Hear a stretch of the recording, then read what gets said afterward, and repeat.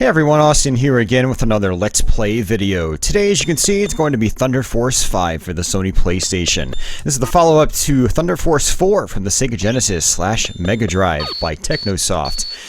This is interesting because it is very similar to Thunder Force 4 in terms of gameplay and level structure and things like that, but the game's not nearly as challenging as Thunder Force 4. It shouldn't take you nearly as long to learn this game, although this game does have a couple of things going against it that makes gameplay harder. For one, this is a 3D game. There are a lot of polygons in this game, and there are a lot of visual perspective changes and things like that, and bullets can go into the foreground and background and still not hurt you, and so it could be a little difficult to read bullet patterns and enemy patterns in this game, or at least it takes a few plays to get used to it. You eventually do adapt to it, you learn the enemy patterns and layouts and things like that, and then you can just rip right through the game. And hopefully in this playthrough, we're going to just rip right through the game. I'm going to show you strategies that I've learned over the years, well, really 20 years ago, because I actually bought this game when it first came out on PS1, and played it religiously back in the day. I really loved it after coming off Thunder Force 4, and I eventually got the Sega Saturn version, which we'll probably talk about as we go through this playthrough. The Sony PlayStation version is seen as inferior to the Saturn game because it's lacking a lot of graphical effects, kind of like Symphony of the Night on Saturn is to Symphony of the Night on PS1, where the Saturn version is lacking many graphical effects and things like that. This version of Thunder Force 5 is kind of like that, except that unlike Symphony of the Night on Saturn, this game actually runs better than the Saturn version, which is why I'm actually doing a Let's Play on this specific version. If you're trying to learn this game for the first time, I do recommend the PS1 version, simply because there's a lot of frame skipping on boss fights in the Saturn version, which makes learning the boss fights kind of frustrating. But you don't have that in the PS1 version. The boss fights in this are rock solid 60 FPS pretty much at all times, and so it is much easier to to learn the fights in this game. So yeah, we're gonna go ahead and just jump right into it. You do have things like sound test menus and things like that. This game has an amazing soundtrack, and so over the years I've actually sat in the sound test menu quite a bit, and if you like the Thunder Force soundtrack, you'll probably do the same if you get this game, or if you have this game and you dig it back out. So yeah, let's go ahead and exit here and just jump in. We're going to be playing on the normal difficulty mode. There is a kids mode, which is the easy mode. There is a hard mode, and then if you get a 1 credit clear on hard mode, you will unlock master mode. Now the time attack and the digital viewer, those are actually unlocked after you beat normal mode. So just like other Thunder Force games, you can actually take the first few stages in whatever order you want. We're going to start with the just stage 1, go to stage 2, and then stage 3. And so let's jump into stage 1, no blue. I'm not sure what they call it, no blue, because there's a lot of blue on this level, but that's neither here nor there. So, alright, just like in previous Thunder Force games, you have speed settings, which you can activate by pressing the circle key. You've got a default speed setting in the options menu. I have it set to 100%. There's no reason to be any slower than 100% in this game. You can also cycle through your weapons, just like in previous Thunder Force games, and you start with basically the first 2 shots that you get in Thunder Force 4. One is a reverse shot, but what we're going to be doing is using our free range weapon, which we're going to be getting shortly. Free range is insanely broken in this game in terms of power. It's just insanely overpowered, and so we're going to be using that for pretty much the entire playthrough, almost the entire playthrough. Here's Hunter, the homing shot from Thunder Force 4. Well, technically other Thunder Force games as well, but I'm going to keep referring to Thunder Force 4 because it's the one that came before this. So yeah, here's our free range weapon, and we can switch over to it. It rotates in all directions as long as you're not firing, and we actually just picked up a shield there. So if you look at my ship, a little shield or a little orb is rotating around my ship, indicating there's a shield. We can take 3 hits and then the shield goes away. But yeah, free range locks on to anything that's in its sights, and you can see that its sights at range 3 there at the end, it gets very large. And so it covers a lot of screen space if you use it correctly. And you've got this thing called the overcharge or overpower or something like that. You do that by holding down the square button, and it raises the attack power on your weapon significantly, and it uses up power on your crawl. So on this boss right here, I want to try to just target him with my overpower, and that was actually a bad pattern right there, his beam. His first attack is random, so there's no rhythm and rhyme to it. Sometimes he'll do that beam, sometimes he'll try to hit you with his arms, but ideally you just kill him before he can do anything. And so for this second form, I like to use my free range at a 45-degree angle, and then the second he starts flashing or blinking, I just get up and I use my overcharge, and we just quick kill him. Boss fights in this game, it's all about the quick kills with the free range weapon. So if you think you're going to die somewhere, die without having the free range, switch off of the free range, switch over to Hunter, or switch over to your main shot, because you don't lose your main shot or your reverse shot. You do lose your free range and your Hunter and Wave, which we're going to get later on in this level. Free range is the most important item in the game, by far, especially when it comes to the final boss. The final boss has so much health, it's actually pretty much impossible to actually defeat him normally with your regular weapons. You have to use free range. I'm not really a big fan of the balancing in this game, but it is what it is. And once you get used to just playing with free range, it can be fun. So there's actually an extra life hidden within those trees. And so we went ahead and just collected that. By the end of the playthrough, we're going to have a ton of extra lives. And so, yeah, ton of extra lives. That's very typical for the thunderforce series. Going to be some enemies up top here. And we're going to actually switch over to our regular shot. Some of these enemies right here, like these, can only be shot with your normal shots. Your physical projectile shots, I should say. Free range will not lock onto them. I'm going to actually switch over to Hunter as well. It's actually a decent weapon for this level. A bunch of enemies will come in from behind us and in front of us. Speaking of the behind us enemies. Okay, actually messing up here and getting distracted, but not a big deal. Not how I normally handle this section. Let's switch back to free range just to make life easier. So this game does have a scoring system. You kill enemies and you get points, but certain types of enemies will have a score multiplier applied to them, and it goes up to times 16, so their score value will be multiplied 16 times, which is quite a bit. And that's actually determined by how quickly you kill the enemies. And so it's all about speed kills in this game, for regular enemies, for boss fights, and everything. It's all about the speed kills if you're playing for score. I'm not worried about score in this playthrough. I just want to show you how to survive through the game, because that's the first hurdle for new players. It's the survival. It's learning where the enemies are, learning how to deal with the enemies, and learning how to quick kill the enemies. Remember, you do have your overcharge that you can apply. Now, these orbs rotating around my ship, those are called craws, and they're glowing blue right now. And as I use my overcharge, their power or their color will actually change. Their power will deplete.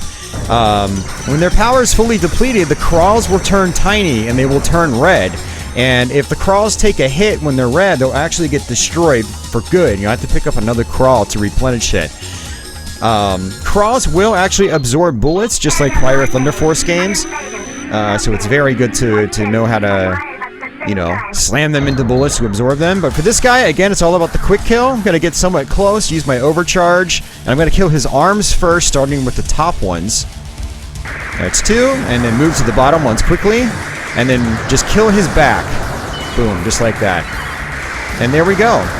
So free range actually does more damage the closer you get to enemies, but you don't have to be super close to do a ton of damage and still get your 16 times multiplier. So you notice that his weak spot on his last phase was his back, but I was not getting close to his back at all. I was still pretty far away, actually, but the free range was still doing a ton of damage. So you don't have to get right up in enemies' faces to get quick kills and still get your 16 times multipliers. So very good to know. When I used to play this game back in the 90s, late 90s, 1998 actually is when this game came out in North America, I would get right up in enemies' faces where you see that range 1 line. You don't have to do that to quick kill stuff and still get your 16 times. So, little heli right there. There's going to be another one up here on the ceiling. Just like that. And I'm going to quick kill this motorcycle type thing. Just like that. And there's going to be a second one towards the end of the level that will also try to quick kill. So we're actually in really good shape right now. We've got 3 crawls, we've got a full shield, we've got all of our weapons. Now, this is actually one of the levels that has major graphical differences in the Saturn version. Same with the previous level that we just played. These white spots, or these lighter spots, they actually are opened up in the Saturn version. You can see down below, and there's extra scrolling in that version down there. It's really cool stuff. I think I'm going to do a video where I cover the Saturn version. I'm not going to do a Let's Play of the game, but I might try to do a side-by-side long play, which I haven't done in a very, very long time. So a bunch of enemies are going to come up from the bottom. They're just going to target me, so I'm just going to move to the left like this, and then move back, and then move to the left again, and then switch my free range around. To switch your free range around, all you have to do is just let go of the fire button and press left or right, or up or down. And in boss transitions, interestingly, you know, they won't allow you to fire during transition phases, but you can still actually move the free range in the background, even though the free range won't actually be visible. So you can actually prep your free range angle just by tapping the D-pad in a certain direction, and then once the game allows you to control things again, and the free range reappears, it will appear in the position that you positioned it in, even though it didn't appear in the screen. It's kind of interesting. So kind of a sort of advanced little trick there that some people probably don't know about. But very good to know when you're trying to prep for a boss fight.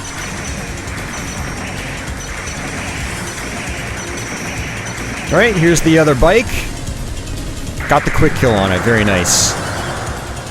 Getting quick kills is beneficial in multiple ways. For one, you kill the enemies quickly, and so you don't have to deal with their attack patterns. But two, you get even more points, which is nice. Points earn you extra lives. If you're trying to, you know, rank on a leaderboard somewhere, say if you're on a shoot 'em up forum, you know, really good to get those quick kills. It's actually really good to not die as well.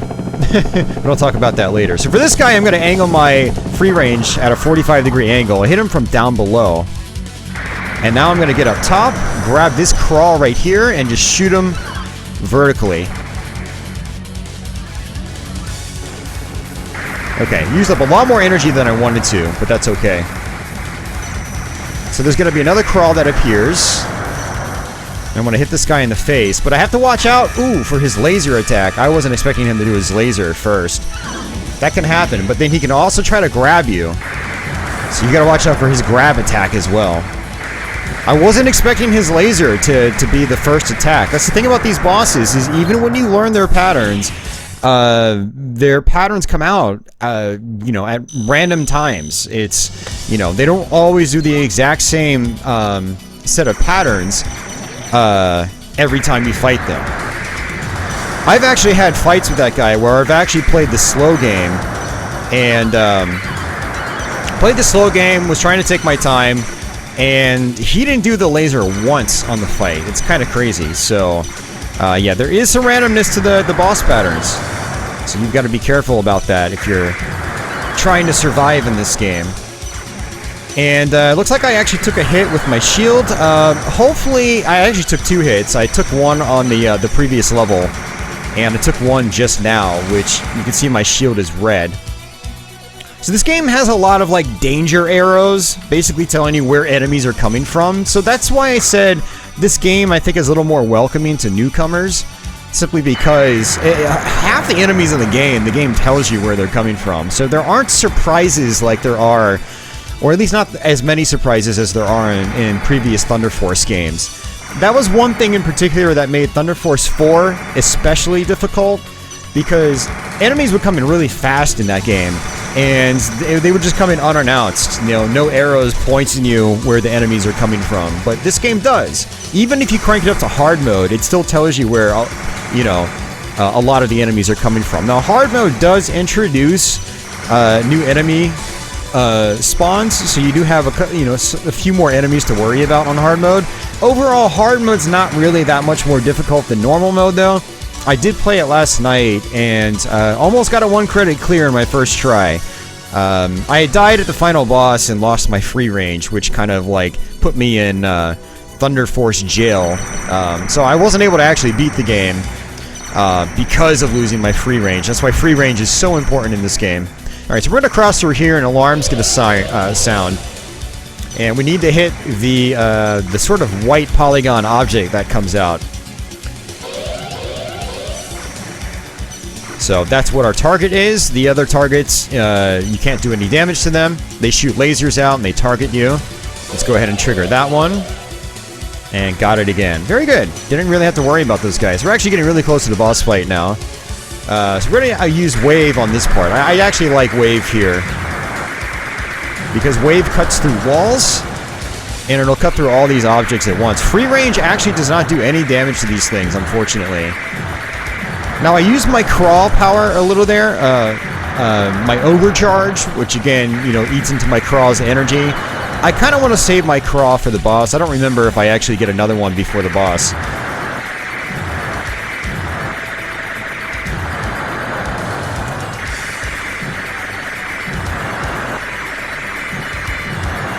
Okay.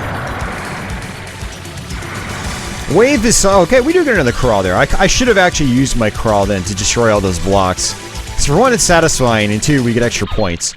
Alright, switching back to free range. So this guy, he starts from the front, and again, it's all about the quick kill. It's all about the quick kill.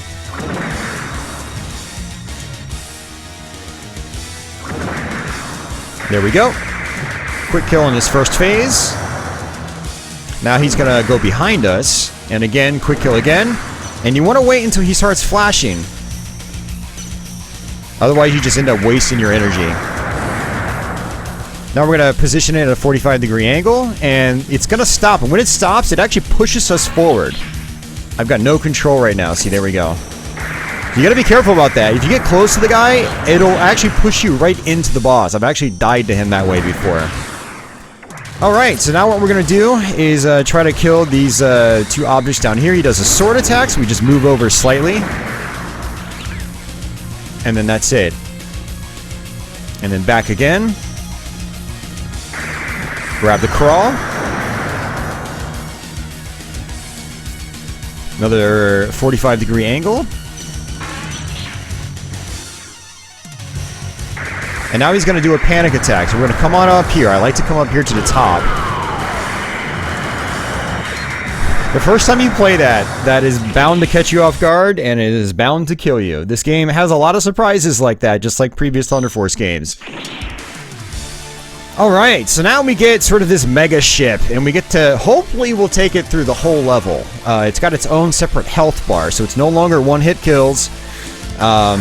And when I take hits, it doesn't deplete my normal ship's shield. So when I come out of this ship, once it breaks apart after we've lost it later, we should have a full shield to work with.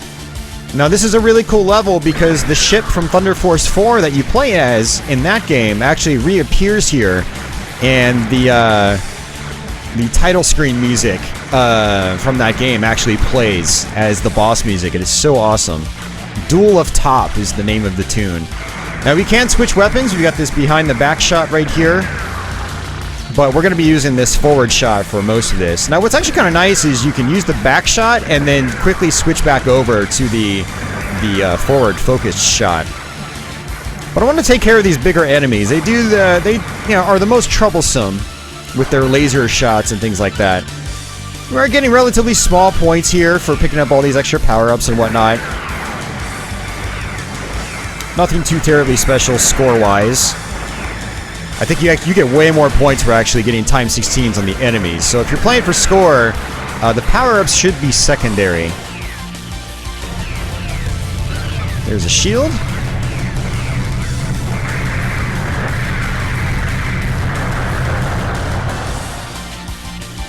And here it is, Bastille from Thunder Force 4, your main ship. Although it looks a lot more derpy.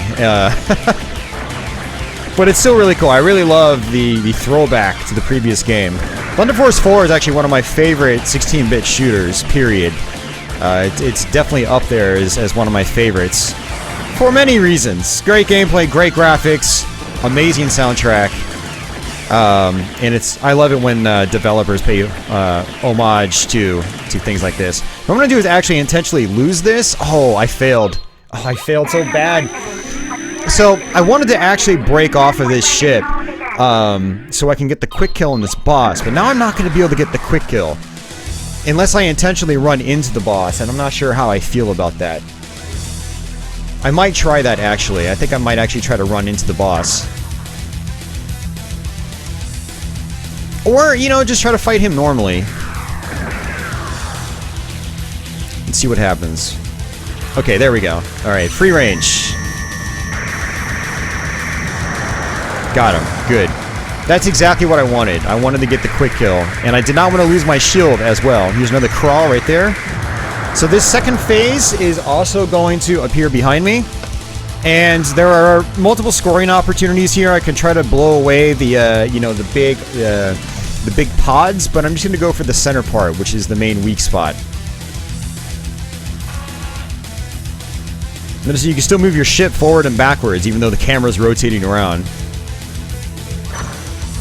And again, don't use my overpower to its blinking, because I'm not doing damage if it's not blinking, or lighting up white. Okay, this next phase is our last phase, and it's got this arm that I want to take out first, and then I want to move upwards and pummel it in the head. I don't want to be low on the screen because it's got these lasers that shoot out at 45-degree angles. There we go, now go for the head. Boom, quick kill, got it. Still have my full shield, which is awesome. It means we're going into our final stage here with full shield.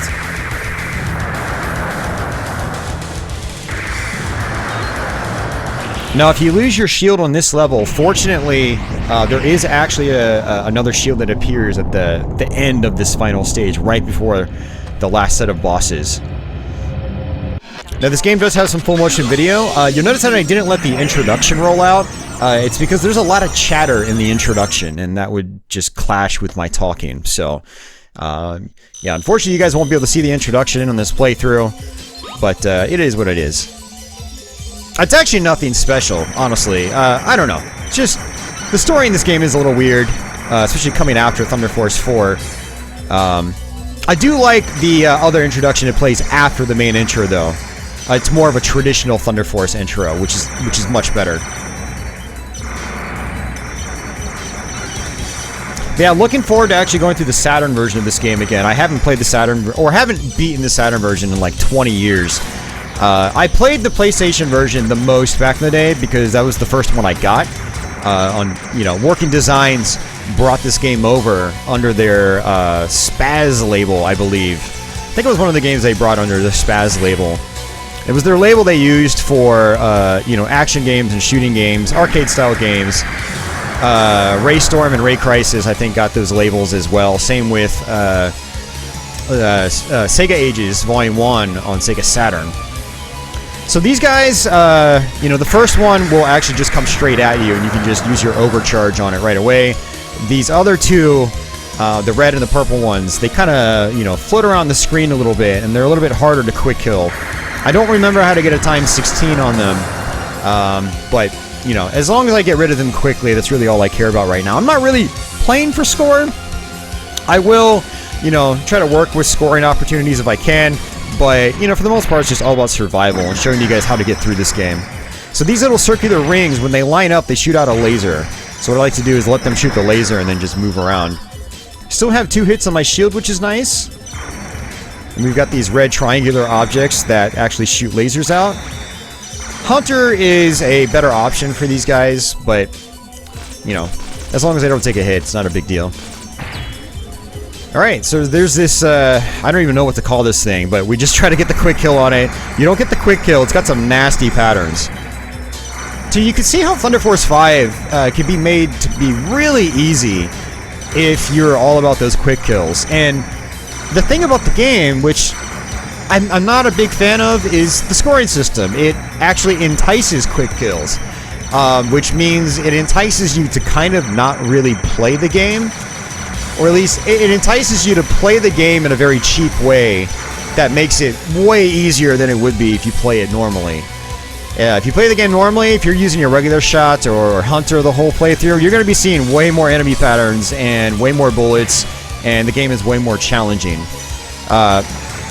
One thing I might try to do sometime is do a, not on YouTube, but just for my own good, is to sort of do a free range, free run, where I just don't use free range. Well, I don't use free range until the final boss, at least, because it's pretty much mandatory in the final boss. And then see how much different the game is, you know, playing that way. Okay, I need to be careful with my craws, because I've already lost one, and I want to make sure I've got 3 going into this final set of bosses here. And I don't want to take another hit, if I can avoid it, just because I like feeling comforted knowing that I've got some kind of shield. It's like when I play a Darius game. You know, Darius games get way more stressful when you don't have any shields. And, you know, it's the same with the thunderforce games. So we're good. We're actually going into this fight with 3 crawls and full shield. Now, the idea here is to take my craws and my shield into the final boss. Now, this first boss here has some shields in the front, and what I like to do is just get up close and destroy those shields first and foremost. If you're using regular shots and you focus on the shields too much, they'll actually start shooting projectiles out very fast that are very difficult to avoid. So 1, 2, 3, 4, and then we're going to go ahead and get back. Wait for the boss to start blinking, and then go ahead and use my crawl. Boss is blinking again, use another crawl. Use another crawl. Or overcharge. And there we go. So we're going into the final boss with 3 craws. Hopefully I can get the first 2 phases without basically any trouble at all. But we'll see. This boss, you really want to learn its patterns. If you don't learn this boss's patterns, it is actually a very difficult fight.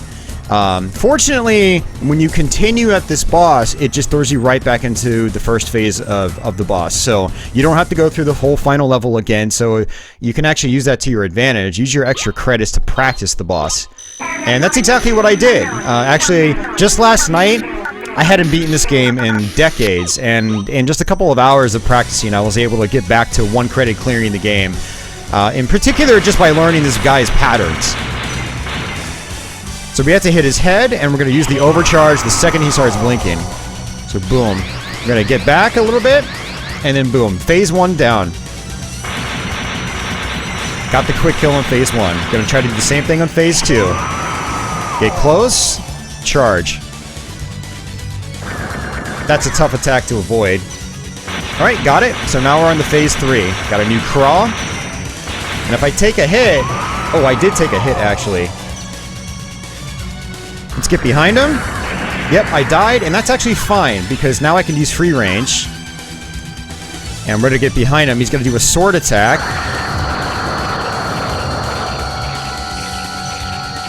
And let's switch off for now. Kind of wait for my craws to charge back up. And actually, I'm going to take another intentional death. Just so I can overcharge. So I took an intentional death there. Because when you have craws and you die, they'll actually spit back out and recharge themselves. And so you can just come right back in, pick them up, and then have your overcharge again. And so I died twice at the final boss. Still a really solid run overall, though. I'm very happy with that. Yeah, very happy with that overall. So you notice there, my first death, I tried getting behind him. When he does that attack where he moves up the screen and just shoots straight ahead, you can actually get behind him in a lot of cases. But the problem with that is that he was actually too close to the backside of the screen. And on his second and third phases, his character is actually larger than it is than on the first phase. He's got like butterfly wings and things like that, so they stick out farther in the back. And they're much harder to avoid. So you kind of want him to be farther into the middle of the screen, preferably, if you want to get behind him. But getting behind him is the best way to avoid that attack. But yeah, that's it, guys. That is thunderforce 5 for the Sony PlayStation. I hope you guys enjoyed that playthrough. And for those of you guys that want to learn this game, hopefully you guys learned something. Learned a few strategies that you can apply. It's actually, you know, it's got a bit of a learning curve when you start playing the game, but, you know, after a few plays, you should actually, you know, you start to see that it's actually not that difficult of a game. It's about knowing where to position your ship, what weapons to use at very specific moments, which is basically like 95%, you know, free range, and yeah, that's pretty much it. So, yeah, really glad to have finally knocked out this Let's Play. This is one I've wanted to do for a long time, but I just... the couple of actually issues I wanted to talk about, you guys will probably actually notice that the video is a little more wavy than it usually is. It's because I actually, for this game, I have to go through a totally different capture setup. Because Thunder Force 5 is one of those games that uses multiple resolutions, and... you know, when games like these switch between different resolutions, like, you know, 320 by 240 to 640 by 480 or something like that, or 240p to 480i, the capture cards usually have problems with the video resolution switch. So my normal Elgato capture card just really struggles with it, and it makes the game kind of unplayable. You know, when it switches resolutions, it locks me out of the game for like 10 to 15 seconds. It's really bad. So we're going through a completely different capture setup right here. We're going through a datapath capture card, and I'm using my PS2 with component going into an old XRGB2 Plus. And the XRGB2 Plus is what's causing the wavy image. It actually looks pretty good on the CRT I'm playing on, but the capture's not going to look as good as usual. So I did want to actually note that as we play through this. So there are other games I'm going to be playing in the near future that I'm going to have to go through the same capture setup, but the refresh, you know, on the resolution switching is so much faster through this capture card. You'll notice when it says no signal, that's when there's a resolution switch, and it's only no signal for like 2 seconds, you know, whereas on the other capture setup, it's a crazy amount of time, and it's not a good viewing experience, and my other capture card, the Elgato, will dislike it so much that it'll sometimes just lock up. It'll just lock up, and then that's it. I'll have to restart the whole recording and everything. So, yeah, I just kind of like talked over all that ending nonsense. It is kind of nonsense. It's not, story-wise, it's not that great, if you ask me. That's just my personal opinion. But I do enjoy the credits roll here. So, and there's no talking, you know, in-game talking on the credits roll. One thing that's actually really interesting about this is that the voice in this game is in English. I actually, when I had first played the US version, I thought that was something Working Designs had added in on their end when they brought the game over to North America. But no, that's in the original Japanese version of the game as well. So I don't remember if the US version was really that much different from the Japanese one. It's been ages since I played the US version of the game. But this Japanese version here, it seems the same to me, but if anybody out there knows any differences, feel free to post a comment down below and do let me know. I recall the Sega Saturn version having some differences, at least in the options menu. I mean, as far as like visuals and stuff like that, yeah, there are a lot of differences since I already touched on them. But as far as gameplay differences, I think enemy placement, boss patterns, and all that stuff is still the same. Soundtrack is identical. But I thought I remember the Saturn options menu looking a little bit different than the PS1 version. Like, the sound test was, you know, had a different pattern or something like that. I don't know. I'm going to revisit the Saturn version sometime soon, and like I said, I'm going to try to do a side-by-side long play. I'll use my Let's Play footage from the PS1 version, and then I'll just record a brand new playthrough on the Saturn version, which should be pretty easy. I've gotten 4 1-credit clears now back-to-back. I did a practice run right before this and got a 1-credit clear.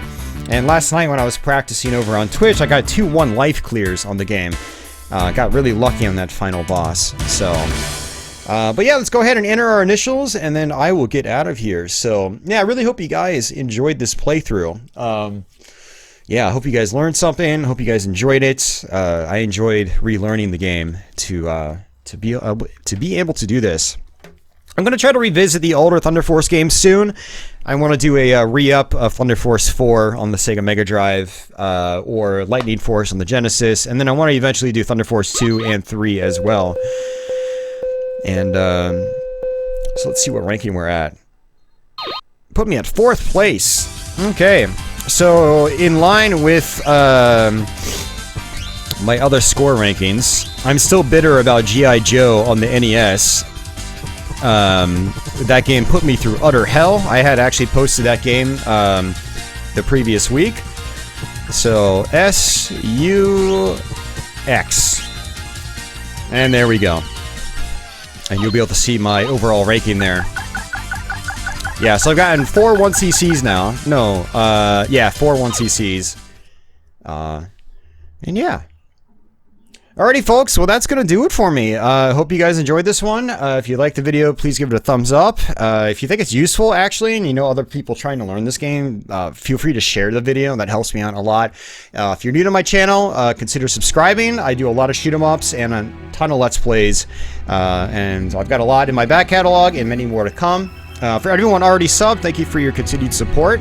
And until the next one, take it easy. In 2106, a weapon made by alien intelligence was discovered orbiting the solar system beyond Pluto. Its name was Bastion Steel, or Bastille. In 2139, a large, unmanned artificial island called Babel, controlled by an artificial intelligence known as the Guardian, was constructed in the South Pacific Ocean as a facility for research into Bastille technology. Then, in 2150, the Guardian, which had gained independent self-consciousness, suddenly declared war on the entire human race for reasons unknown. In the first battle against the Guardian's forces, created with Bastille technology, humanity suffered a crushing defeat.